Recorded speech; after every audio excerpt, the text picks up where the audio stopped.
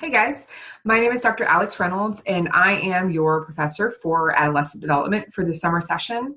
I just want to kind of give you guys a little bit of a welcome to the course, explain a little bit about the course in general. Um, we learn a lot in this course, especially considering it is a summer course and it's really crammed in. So this is all about adolescent development. We talk about everything from school and family, a little bit of religion, drugs, all sorts of things, anything that happens during an adolescence sort of time period. And so if you are really interested in becoming a teacher, if you're interested in becoming a social worker, or anything like that, where you're going to work with adolescents, then I think that you're really going to enjoy the material in this course. There is a lot, and I do realize that, but you will hopefully learn a whole lot, and it'll give you a really good perspective. So just to kind of tell you a little bit about the course, a little bit about what you can expect. I use Moodle very heavily, not only in my normal class, but also so my face-to-face fall and spring semesters, but during the summer, it's really important to use Moodle because that's how I get the material to you. So if you've never used Moodle before, I suggest that you go ahead and log on immediately. If you've never logged on, you don't know where to go to the UVA-wise homepage and then click on student. You'll see a Moodle link there. Go ahead and click on the link and log in with your normal like the password that you would use for email. Go in there, look at the course. You'll see that it's already open and there's a bunch of material already available. Actually, the entire course is open, so all the material from day one to the end is available. What you'll notice is everything is color-coded by week, and I did that hopefully to make it a little bit easier to navigate.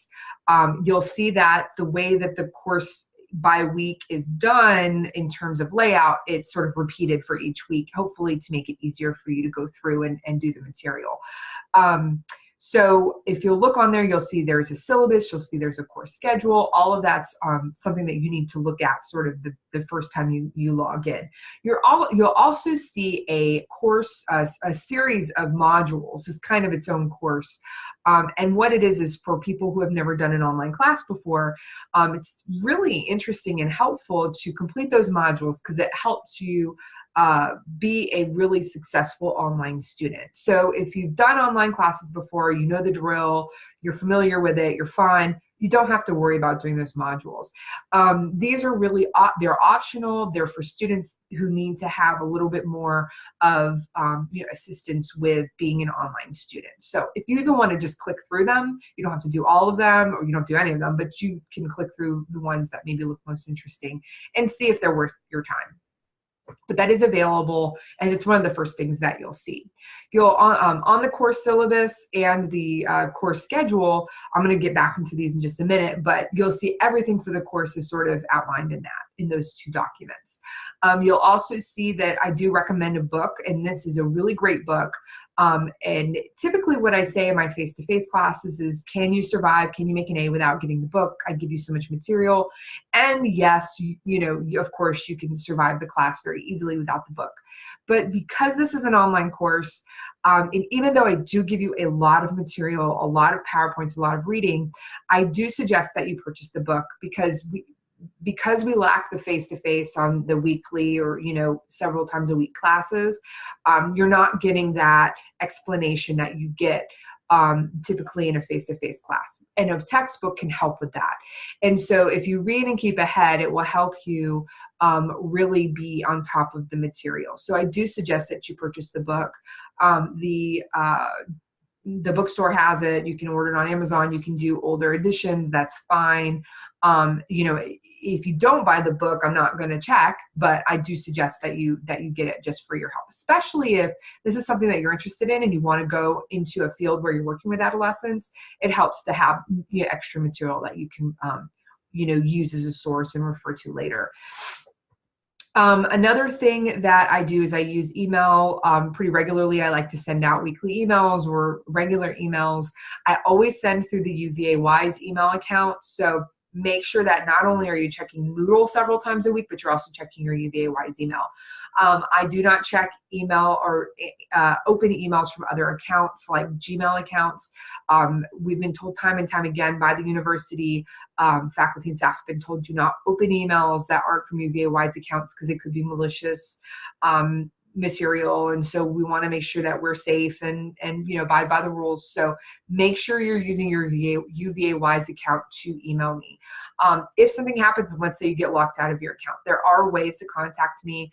Even though I'm not on campus regularly and I'm not at my office, if you leave me a voicemail on my office phone, I actually get an email and it'll let me know that I've got a message. You can also message through Moodle.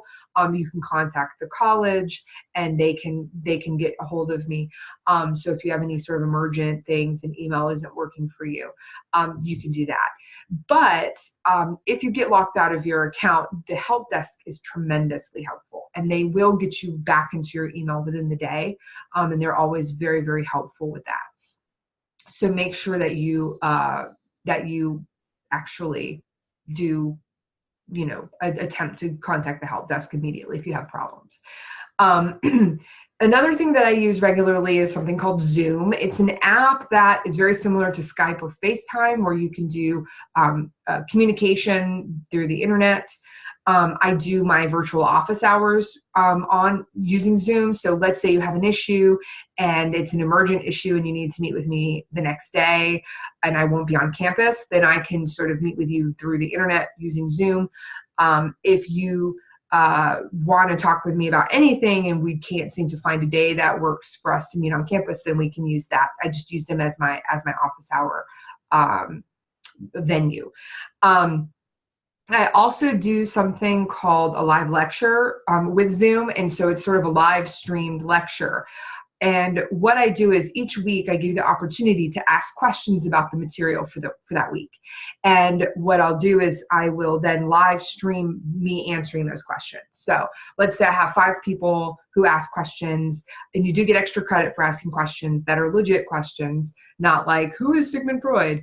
Something that's actually, about the material and something that is, not easily found, something that you need expanded on. And I'll answer the question through the live stream. And if you have time and you're available, you can actually go onto the live stream, watch me answer the question. You can interact with me by chat. You can do it by webcam, anything like that. If other students are also live streaming, then you can talk to other students and we can actually have a conversation with several students. And so that is something that I really, really enjoy doing because it gives me a little bit of that face-to-face interaction that you don't get in an online course. I do realize that this is a summer course. People are working. People are not even in WISE. People are all over the place and doing all sorts of things. People go on vacation, things like that. And I recognize that, which is why the live streaming is not mandatory.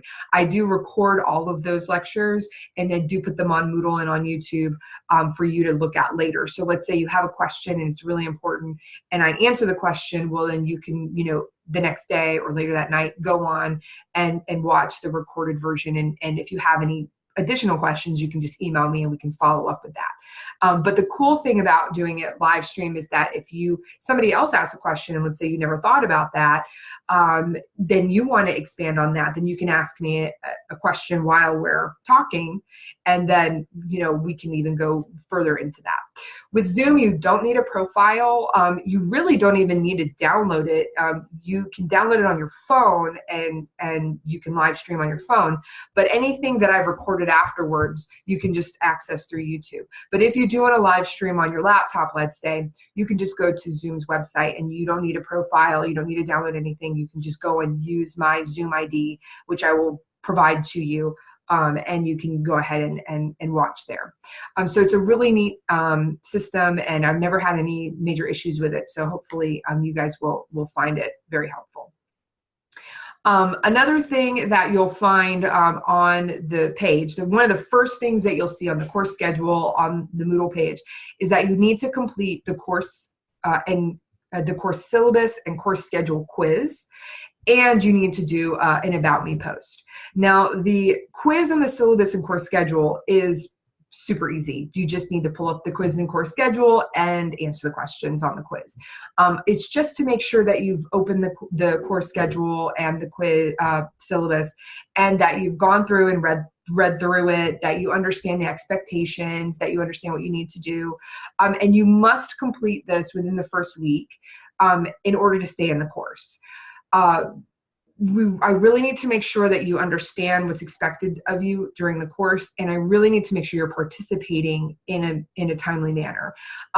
1 week of a summer course is like 7 classes in a typical class in a course, you know. So if you don't do anything that first week, it's like missing a couple of weeks or 3 weeks of class. And so if you do that in a normal class, then that's obviously an issue with, you know, lack of participation. So I will actually have you removed from the course if you don't do that within the first week. So you need to do that quiz, and you also need to do an About Me post. And that's just simply, it's so easy. It's like, who are you? Where are you? What is your major? Why are you taking the course? What's going on? And what that does is allow me to get to know you a little bit, but also it allows your other classmates to get to know you too, because it can feel very isolating to be in an online course. And so if you can, you know, kind of see who else is taking it, it makes it a little bit more homey. It makes it a little bit more of like a typical course. And so again, you must do that within the first week, because then I know that you're participating and I know that you're there, and that you haven't forgotten that you are in a course. Now, if you look on the course schedule, what you'll see is that there are hard and fast deadlines each week.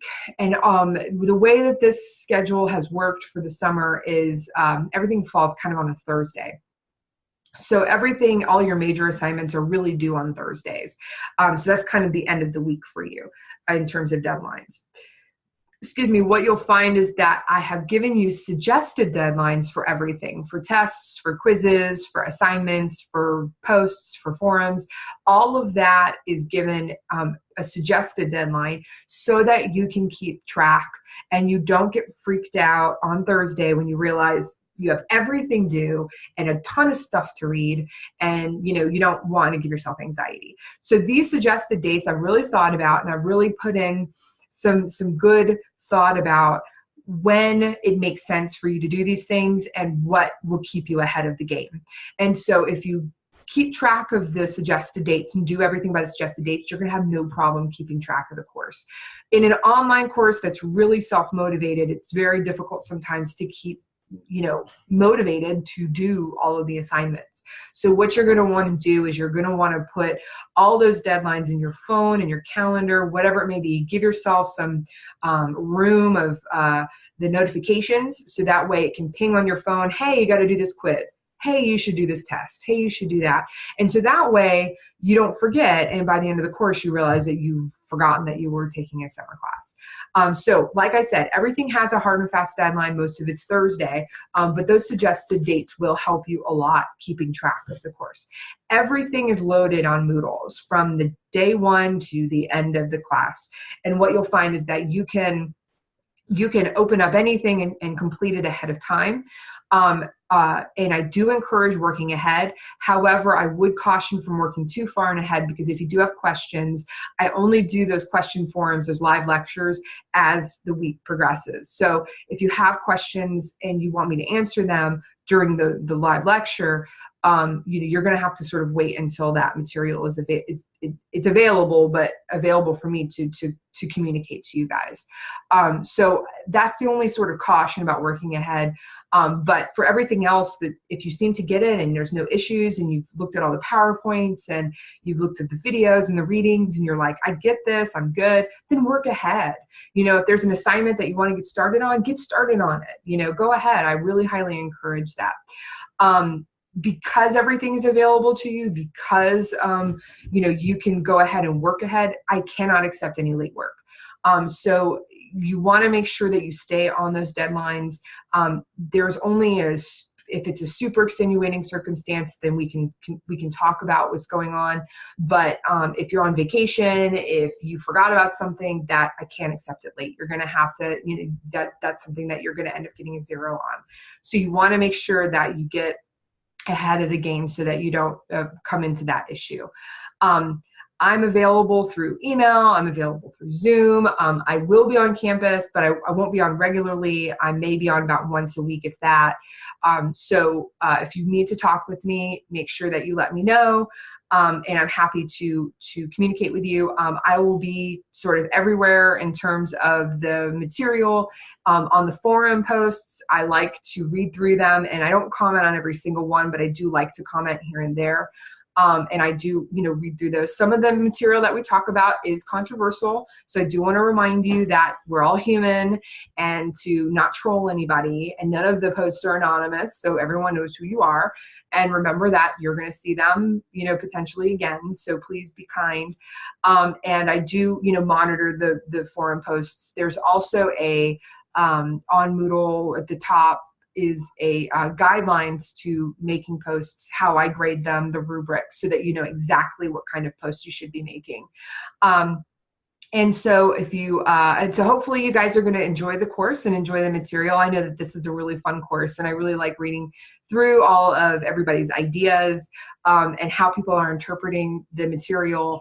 And it's a really interesting sort of set of material. So if you have any questions, you can email me, get in touch with me. And hopefully you guys are going to have an awesome summer semester. So I'm looking forward to having you guys in my class. Have a great summer.